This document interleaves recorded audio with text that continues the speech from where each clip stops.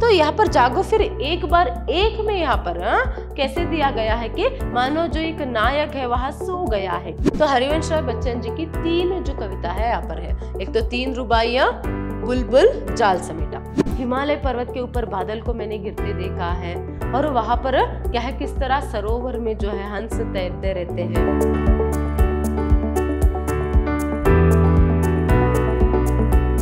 नमस्कार, मैं हूं हर्षिता, हिंदी लेक्चरर विद्याश्रम कॉलेज मैसूर।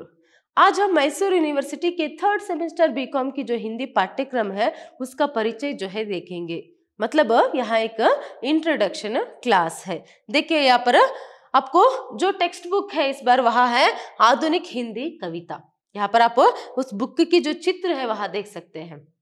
तो ये यूनिट 2 और 3 के अंतर्गत यह किताब जो है आपको आता है, इसी से प्रश्न जो है पूछेंगे। आधुनिक हिंदी कविता, संपादक है वेदज्ञ आर्य, यही किताब जो है आपको लेना है। तो चलिए अभी देखेंगे, पहले पाठ्यक्रम का परिचय देखिए। यूनिट 1 में जो है, यूनिट 1 में जो है आपको हिंदी कविता का उद्भव और विकास है। आपको है आधुनिक हिंदी कविता ना, तो इसीलिए आपको आधुनिक हिंदी कविताओं की जो उद्भव और विकास जो है, उद्भव और विकास जो है यहाँ है। तो ऐसे में ये यूनिट 1 के अंतर्गत है। नेक्स्ट देखिए यहाँ पर यूनिट 2 और 3, यूनिट 2 और 3 के अंतर्गत ही दोनों यूनिट मिलाकर आपको पूरा ये जो टेक्स्ट बुक है वहां आता है। मतलब आधुनिक हिंदी कविता, संपादक वेदज्ञ आर्य जी। तो यहाँ पर देखिए पहला जो है इस किताब में यहाँ पर मैथिली शरण गुप्त जी की कविता है। मैथिली शरण गुप्त जी की 2 कविताएं जो है आपको दी गई है जो बहुत ही प्रसिद्ध है, एक यशोधरा और साकेत। देखिए यशोधरा में यहाँ पर गौतम बुद्ध जी की जो पत्नी है यशोधरा, वो किस तरह यहाँ पर बुद्ध जी तो यहाँ पर महापरिनिष्क्रमण के लिए आधी रात में बिना बताए किसी को भी वहां चले जाता है। उसके बाद पत्नी की हालत जो है वो किस तरह यहाँ पर विरहव्यता में तड़पी होगी, उसे कितना दुख हुआ होगा, वो किस तरह अपनी सहेली के साथ या फिर अपनी किस तरह जो है अपनी दुख को जो है वहां प्रकट करती है, वही हम यशोधरा में देख सकते हैं। नेक्स्ट है साकेत। साकेत जो है यहाँ पर एक महाकाव्य है। तो ऐसे में उसमें अष्टम सर्ग में जो यहाँ पर बात आती है कि वो यहाँ पर कुटिया में भी कैसे सीता माँ जो है खुश है, कैसे वो क्या है मेरी कुटिया में राजभवन मनबाया करते हुए अपने कुटिया में वहां खुश है, इसके बारे में हम देख सकते हैं। उसके साथ साथ क्या है यहाँ पर लक्ष्मण की पत्नी जो उर्मिला है उसके बारे में भी यहाँ पर हम देख सकते हैं। नेक्स्ट देखिए यहाँ पर बालकृष्ण शर्मा नवीन जी की यहाँ पर कुल 3 कविता जो है यहाँ पर आपको दिया गया है। एक तो हम तो ओस बिंदु सम ढर के, जूटे पत्ते, कलिका इस बबुल पर फूली करके, ये जो 3 कविता है यहाँ पर आपको दी गई है इनकी। नेक्स्ट देखिए सूर्यकांत त्रिपाठी निराला जी की जागो फिर एक बार 2, मतलब एक ही शीर्षक में यहाँ पर 2 कविता है। देखिए यहाँ पर जागो फिर एक बार 1 में भी और जागो फिर एक बार 2 में भी जो है यहाँ पर देशवासियों को जगाने का जो एक प्रयास है वहां हुआ है। देशवासियों को यहाँ पर कवि जगाना चाहते हैं, इसीलिए तो जागो फिर एक बार करके यहाँ पर कहते हैं। तो यहाँ पर जागो फिर एक बार 1 में यहाँ पर कैसे दिया गया है कि मानो जो एक नायक है वहां सो गया है, वो यहाँ पर सो गया है। तो ऐसे में उसकी जो वधू है वह उसे फिर से उठाने की कोशिश कर रही है, और बीती हुई जो मधुर मिलन की जो रात की जो बातें हैं उन्हें याद करके हुए वह दुखित हो रही है। मानो कह रहे कि जागो फिर एक बार करके यहाँ पर कह रही है इस तरह है। नेक्स्ट जागो फिर एक बार 2 में यहाँ पर गुरु गोविंद सिंह की यहाँ पर उदाहरण देते हुए, महान वीर गुरु गोविंद सिंह की उदाहरण देते हुए यहाँ पर ऐसे तो क्या है, ऐसे महान सिंहों की जन्मभूमि है ये। तो ऐसे में क्या है, अभी गीदड़ जो है गुस्साए है तो उन्हें भगाना है, तो अपनी आप की जो शक्ति है उसे पहचानो। तो इस तरह यहाँ पर बात जो है वह कहते हैं। और संध्या सुंदरी में संध्या की ही यहाँ पर मानवीकरण जो है किया गया है। संध्या मतलब क्या है, शाम। तो शाम को यहाँ पर एक सुंदरी के साथ पर तुलना करते हुए मानवीकरण करके बहुत ही संध्या की एक सुंदर एक वर्णन जो है यहाँ पर किया है। वही तोड़ती पत्थर में श्रमिक वर्ग के बारे में है, जो पत्थर तोड़कर जो भी मजदूर लोग जो रहते हैं उनकी जिंदगी को दर्शाने की कोशिश यहाँ पर किया है। और श्रमिक वर्ग के प्रति जो है यहाँ पर कवि जो है अपनी संवेदना जो है जताती है। और वही कलिका इस बबुल पर फूली, मतलब बबुल वृक्ष पर कलिका जो है कैसे खिली हुई है, तो फूल और कांटों के जो मेल है उसके बारे में है। और जूटे पत्ते में यहाँ पर क्या है, समाज में कैसे यहाँ पर असमानता जो है छाई हुई है। कुछ ऐसे गरीब वर्ग है जो जूटे पत्ते चाट कर जी रहे हैं, और कुछ अमीर वर्ग है तो ऐसे जो असमानता है उसे क्या है यहाँ पर समानता की जो यहाँ पर स्थापना है, समता संस्थापना की जो आवश्यकता है, अभी जरूरत है, उसकी ओर ध्यान जो है यहाँ पर कवि हमें आकृष्ट करते हैं। तो नेक्स्ट देखिए यहाँ पर हरिवंश राय बच्चन जी। तो हरिवंश राय बच्चन जी की 3 जो कविता है यहाँ पर है। एक तो 3 रुबाइयां, बुलबुल, जाल समेटा। 3 रुबाइया में जो है कवि जानबूझकर उन्होंने साकी के बारे में चुनकर वहां लिखते हैं, तो इस तरह वहां कहते हैं। और बुलबुल में भी, और मानो बुलबुल में भी मानो पूरी समस्त प्रकृति ही यहाँ पर पीने की जो बात है वहां कहती है, इस तरह। नेक्स्ट जाल समेटा में यहाँ पर कवि क्या संदेश देते हैं कि हमेशा उतनी ही जाल बिखेरना चाहिए, मतलब हमेशा उतने ही काम की जो शुरुआत है वहां करना चाहिए जितना हम यहाँ पर काम को जो है पूरा कर सके। देखिए मान जी की सहायता से जाल समेटा, कौन जाल डालता है यहाँ पर? मान जी ही, मछली पकड़ने के लिए। तो उतना ही जाल यहाँ पर डालना है जितना हम समेट सके।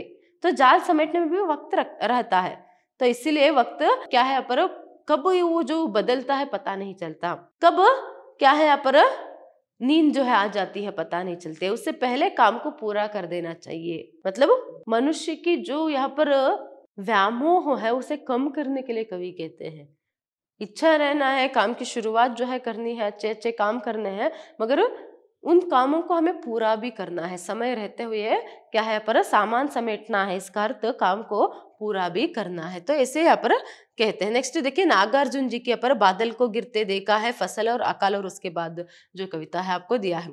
तो बादल को गिरते देखा जो है यहाँ पर, इसमें बहुत ही सुंदरता से यहाँ पर किसका वर्णन किया गया है? हिमालय पर्वत का।